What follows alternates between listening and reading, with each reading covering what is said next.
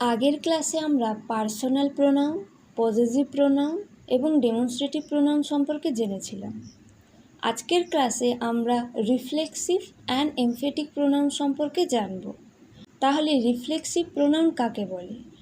যখন বাক্যের কর্তা এবং কর্ম একই ব্যক্তি বা একই বস্তু হয়, তখন কর্ম হিসেবে সেলফ বা সেলফস যুক্ত যে সর্বনাম ব্যবহৃত হয় তাকে রিফ্লেক্সিভ প্রোনাউন বলে।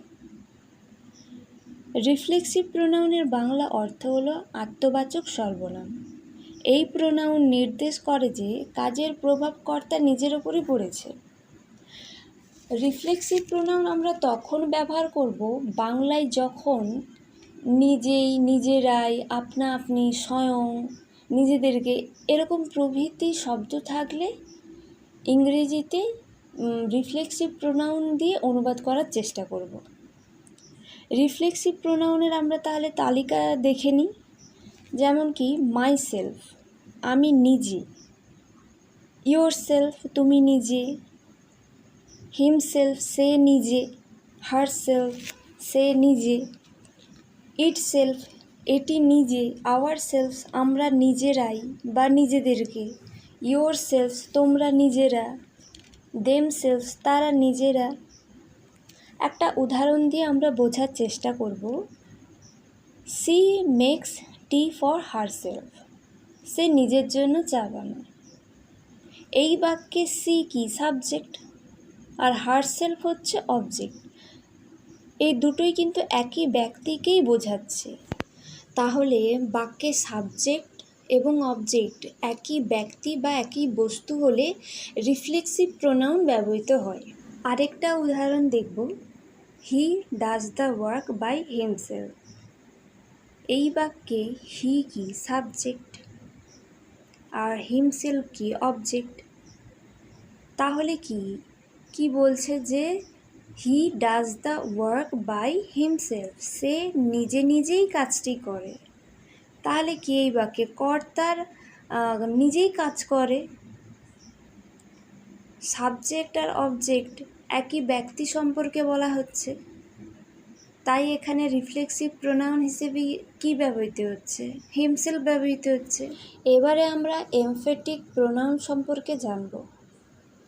এমফেটিক প্রোনাউন এমন এক প্রকার সর্বনাম যা কোনো বাক্যের সাবজেক্টের ওপর বিশেষ জোর প্রদান করার জন্য ব্যবহৃত হয়। এটি মূলত বোঝাতে চায় যে কাজটি কর্তা নিজেই করেছেন, অন্য কারোর সাহায্য ছাড়াই। এটি সাধারণত যাকে জোর দিচ্ছে সেই নাউন বা প্রোনাউনের ঠিক পরেই বসে, তবে মাঝে মাঝে বাক্যের শেষেও বসতে পারে। এই প্রোনাউনের দ্বারা বাক্যের কর্তা কোনো সাহায্য ছাড়াই কাজটি সম্পন্ন করেছেন এরকম অর্থ প্রকাশ করে। বাক্য থেকে এমফেটিক প্রোনাউন সরিয়ে দিলেও বাক্যের ব্যাকরণগত গঠন ঠিক থাকে, কেবল জোর দেওয়ার ব্যাপারটি থাকে না। তাহলে এমফেটিক প্রোনাউন আমরা উদাহরণ দেখে নিব। সহেলি হারসেলফ ডিড দ্য জব। সহেলি নিজেই কাজটি করল। তাহলে এখানে কাজটি কে করলো? কার ওপর জোর দেওয়া হচ্ছে? সহেলির ওপর। তাহলে সহেলি নিজেই কাজটি করেছে, তাই জন্য কি বলা হচ্ছে? সাবজেক্টের পরেই দেখো বসছে। সাবজেক্ট কি? সহেলি। তারপরেই কিন্তু এমফেটিক প্রোনাউনটা বসছে হারসেলফ। আরেকটা উদাহরণ দেখব। I my self edit my own videos. আমি নিজেই আমার ভিডিওগুলো এডিট করি। আমি নিজেই করি মানে কি? এখানে সাবজেক্ট নিজেই কাজটা করে, কারোর সাহায্য ছাড়াই। তাই কি সাবজেক্টের পরেই এই মাই সেলফ এমফেটিক প্রোনাউনটা ব্যবহৃত হচ্ছে। তোমাদের মনে হবে যে রিফ্লেক্সিভ প্রোনাউন আর এমফেটিক প্রোনাউন তো সেম, একই। তাহলে বাক্যে বুঝবো কী করে যে এটা রিফ্লেক্সিভ প্রোনাউন না এমফেটিক প্রোনাউন? যে প্রোনাউন কোনো নাউন বা প্রোনাউনের পরে বসেই তাকে নির্দেশ করে এবং তার ওপর গুরুত্ব দেয়, সেই প্রোনাউনকে এমফেটিক প্রোনাউন বলে। যখন আমরা দেখব সেন্টেন্সে her self, my self, him self, our self এরকম প্রোনাউনগুলি সাবজেক্টের পরেই বসে সাবজেক্টকে নির্দেশ করছে এবং কাজটি সম্পাদনে তার গুরুত্ব বোঝাবার জন্য ব্যবহৃত হচ্ছে। এই প্রোনাউনগুলিকে এমফেটিক প্রোনাউন বলবো। রিফ্লেক্সিভ প্রোনাউন এবং এমফেটিক প্রোনাউন দেখতে একই রকম, কারণ হারসেলফ, হিমসেলফ, মাইসেলফ এগুলো তো একই, কিন্তু বাক্যে যখন এদের অবস্থান অনুযায়ী এদের নাম পাল্টে যাবে। রিফ্লেক্সিভ প্রোনাউন তখন হবে যখন এটি বাক্যের অবজেক্ট হিসেবে বসে সাবজেক্টকে নির্দেশ করে, আর এমফেটিক প্রোনাউন তখনই বলবো যখন সাবজেক্টের ওপর জোর দেয়, সাবজেক্টের পরেই বসবে, অবজেক্ট হিসেবে নয়। তাহলে দুটো আলাদা আলাদা আমরা উদাহরণ দিয়ে বোঝার চেষ্টা করব কোনটা রিফ্লেক্সিভ প্রোনাউন বলা হবে আর কোনটা এমফেটিক প্রোনাউন বলা হবে। তাহলে প্রথমে রিফ্লেক্সিভ প্রোনাউনটা দেখা যাক। She did the translation by herself. এই বাক্যে সি কি? সাবজেক্ট, ডিড হচ্ছে কি? Verb, the translation by herself এই পুরোটা কি? অবজেক্ট। তাহলে এখানে হারসেলফটা কি? অবজেক্টের মধ্যেই আসছে। আর এমফেটিক প্রোনাউন হিসেবে যদি আমরা দেখি, সহেলি herself did the job.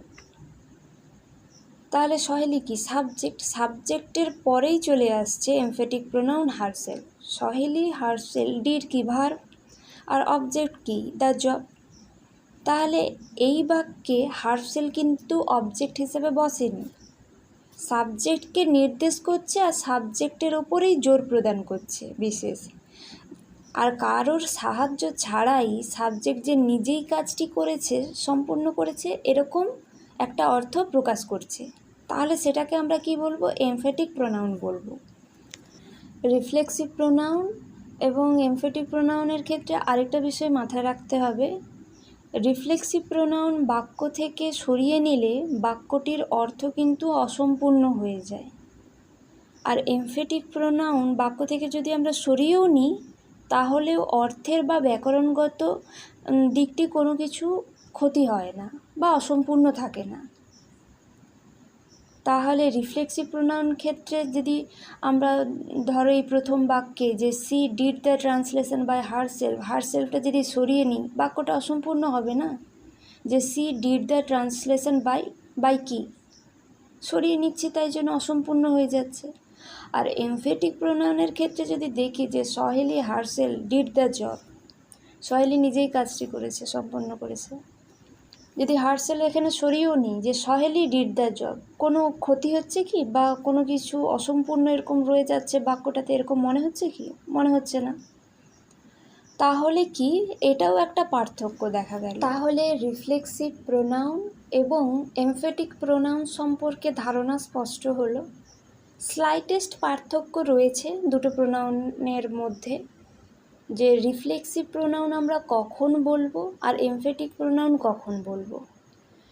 Reflexive প্রোনাউনের ক্ষেত্রে বাক্য থেকে যখন আমরা ওই রিফ্লেক্সিভ প্রোনাউনটা সরিয়ে নিই তখন বাক্যটা কিন্তু তার অর্থ সম্পূর্ণ হয় না, অসম্পূর্ণ থেকে যায়। কিন্তু যদি আমরা এমফেটিক প্রোনাউন সরিয়ে নিই বাক্য কিন্তু অসম্পূর্ণ থাকে না, আর ব্যাকরণগত দিকও কোনো ক্ষতি হয় না।